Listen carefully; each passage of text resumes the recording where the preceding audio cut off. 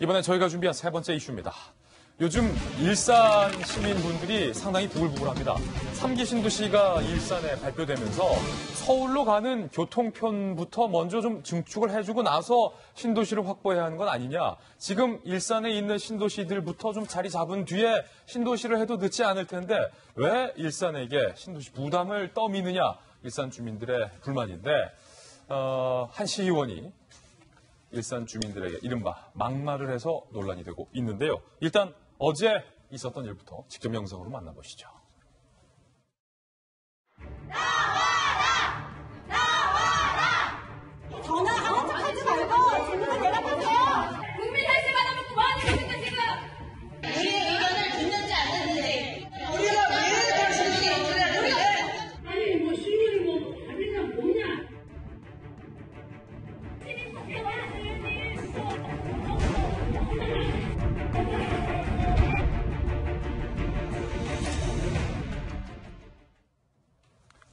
항의를 하고 있는 이 시민을 향해서 민주당 소속의 강경자 시의원이 밥이냐 뭐냐라고 말을 하면서 XX를 하고 있다라고 욕설을 해서 현재 논란이 되고 있는 건데요.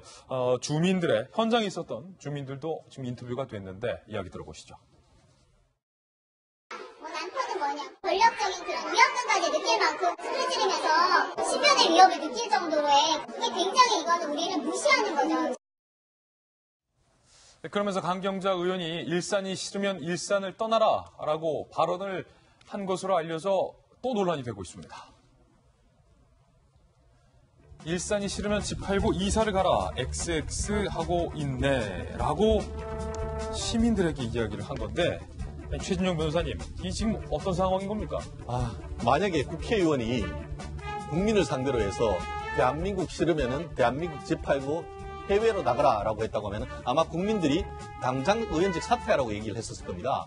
지금 이렇게 된 것 같은 경우에는 아시다시피 지금 그 국토부에서 3기 신도시 서울 집값을 잡으려고 했는 것인데 오히려 서울 집값은 못 잡고 M은 일산 집값을 잡았다라는 일산 주민들의 반발 아닙니까? 예. 그렇게 되면서 그 지난 화요일 6월 18일이었는데 그 고양시의회에서 이제 그 시정 질문을 하려고 했는데 아시다시피 민주당이 출신에서 시의원이 있고 다수당이 민주당이었습니다. 그렇다 보니까 한국당 시의원들이 시정 질문을 하려고 하면서 피켓팅 시위도 하는 그런 상황 속에서 민주당 의원들 같은 경우에는 계속 이걸 미루고 결국은 그 시정 질문이 이루어지지 않았습니다. 그 과정에서 이와 같은 사단이 벌어졌는 것 같은데요. 그러면서 이제 그 일산 시민들이 가서 지금 강경자 시의원에게 항의하는 과정에서 일산이 싫으면 집 팔고 가라. 땡땡 하고 있네. 더불어서 폭행까지 했다고 합니다. 이른바 막말, 또 폭행, 폭언 3종 세트가 돼버린 것 같은데요. 이에 대한 대책 명확합니다. 지금 뭐 국회의원 같은 경우에는 국민 소환제 얘기를 하고 있는데 지금 이미 지방자치법 같은 경우에는 주민 소환제가 있습니다. 그렇다고 하면은 이런 부분에 대해서는 주민들이 명확한 소리를 내줘야 되는 것 아니겠습니까? 시의원이 누굽니까? 시민들의 목소리를 대변하는 사람들인데 그 목소리를 듣지를 않고 집 팔고 나가라는 그런 시의원이 어디 있을 수 있습니까? 예, 폭행을 했다라는 주민들의 주장에 대해서는 좀 더 확인을 좀 해봐야 될 것 같고 강경자 의원 측은 뭐 폭행은 없었다라고 지금 해명을 하고 있는 상황인데 김영주 의원님, 얼마 전에 한국당 의원들이 계속 막말 릴레이를 해서 국민들이 한국당 의원들을 향해서 정말로 이 정치의 품격이 어디 갔느냐라고 개탄을 많이 했는데 이번엔 민주당 시의원께서 일산이 싫으면 집 팔고 딴 데로 가라.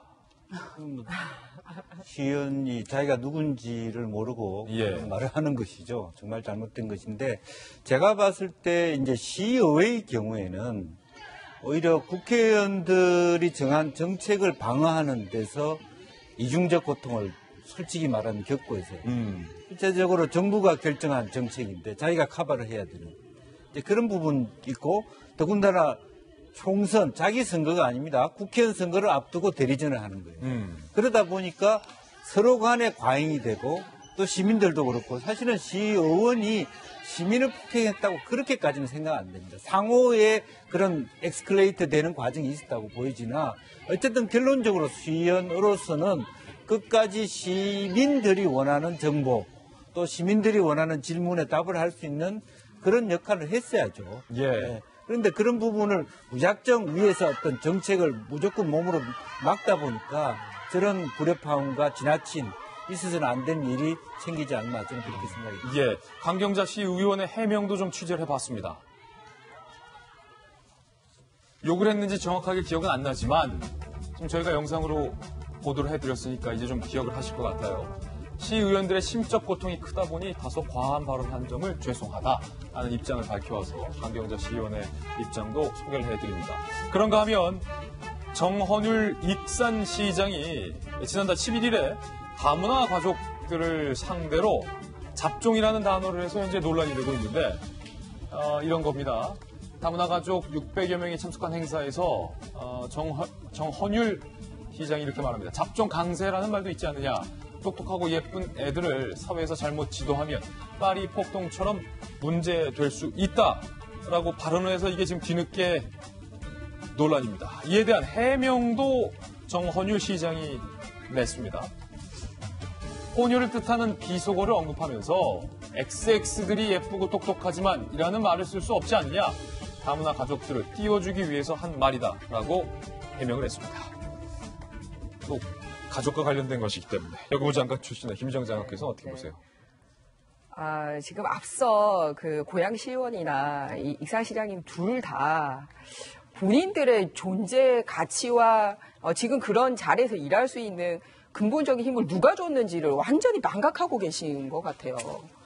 두 분 다 어쨌든 그 지역에 살고 계신 분들이 그분들 일 잘하라고 선택을 해서 주셨는데 그분들을 근본적으로 존재를 부정하는 발언들을 하고 계시는 거거든요. 그래서 일단 다문화 가족에서 좀 말씀을 드리자면 작년에 인구 총주택 조사한 게 제일 최근 숫자인데 96만을 넘어섰어요.